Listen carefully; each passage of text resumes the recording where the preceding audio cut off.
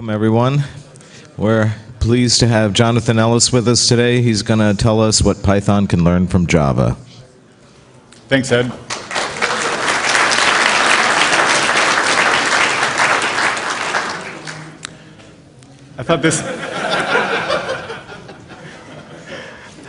I wanted to put this slide up first to just say that there are good parts to Java, just like there are good parts to JavaScript. Not the same good parts, but they both exist. So I wanted to put out my background, where I'm coming from giving this talk. I'm coming from a systems engineer background. My first big system that I wrote was the storage engine for the backup provider Mozy. We're storing petabytes of data across hundreds of machines for people who wanted to back their stuff up. It seemed like a great fit for Python, since we're mostly waiting on I/O in that situation, not so much CPU bottlenecked, and Python gave me a great way to develop quickly. We got to market when we needed to, and were able to develop the features we needed to, and outdo our competitors at the time. Since then, I've been working on the Apache Cassandra database, which is a distributed system dealing with big data in Java. And the difference there is that in Cassandra, we are very much CPU bound a lot of the time, and Python was unfortunately not a great fit there. So my background is that Python's kind of my first love, and I've been coming to Python since 2005. And I want to give this talk in the spirit of how can we make Python better, even by learning from one of the four-letter words that's out there. So one of the things that Java developers first brought to the world was that Java is so verbose that you needed help. The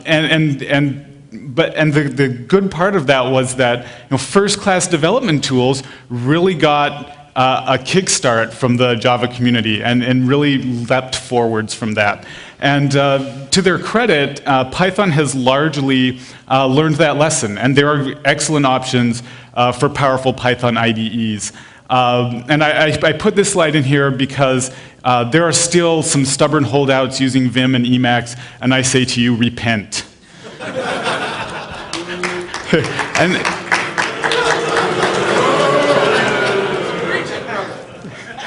I come again as one of you. I come in peace. I've been using Emacs since 1992, and Control-X is burned into my brain.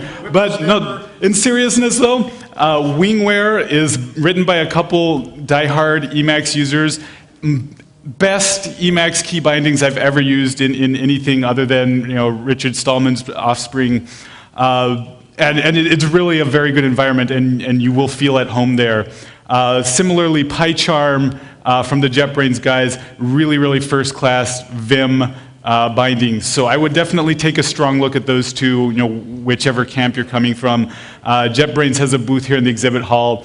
Wingware has a Birds of a Feather session tomorrow morning, so I would definitely check those out. So the corollary, though, is that despite that we want great tools as the Python community, these IDE authors are limited by what they can do by the Python runtime.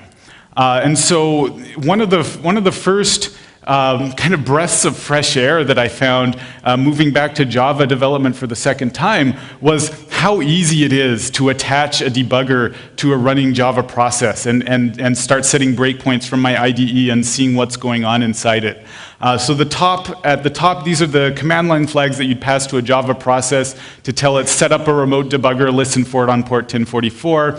And below that, I have excerpted a couple of the 11 steps that you need to do something